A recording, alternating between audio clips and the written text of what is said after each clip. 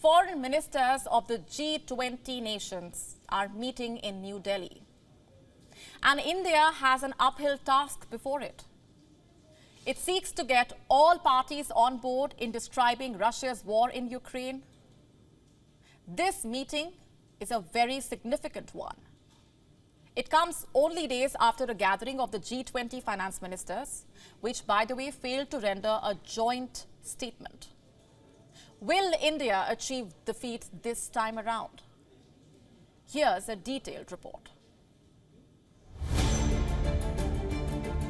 India is pushing Russia and China on G20 consensus on war wording. It aims to achieve a joint communique on referring to the Russian invasion as war. This was reached by the leaders last year in Bali, but this time it seems difficult.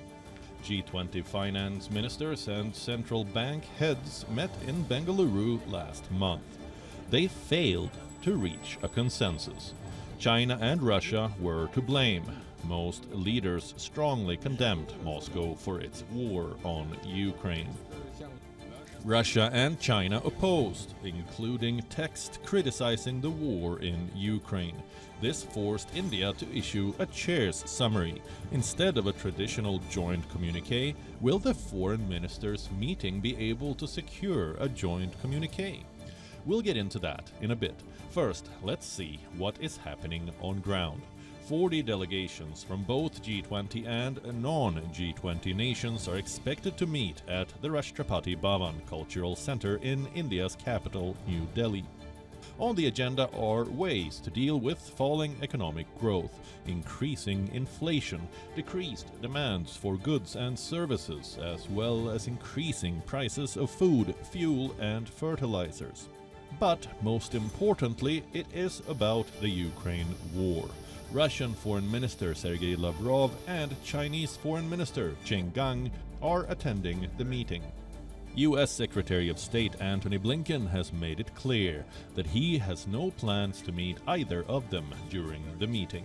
In a surprise development, Japanese Foreign Minister Yoshimasa Hayashi has decided to skip the meeting. According to the European Union Foreign Policy Chief, the success of the gathering would be measured by what it can do about the war and its impact. Russia say it would use the meeting to send a crucial message. It aims to tell who, according to Moscow, was responsible for the political and economic crises in the world. When G20 leaders gathered last autumn in Bali, Russian missiles hit key Ukrainian infrastructure targets. This happened as world leaders sat down for dinner. Not much has changed since then. The war has continued with no sign of peace talks. The world remains as divided, if not more so. Many big economies are still in turmoil. Beijing and Moscow's coordinated moves at G20 illustrate a growing closeness. Nations led by the US have imposed stringent sanctions to isolate and punish Russia.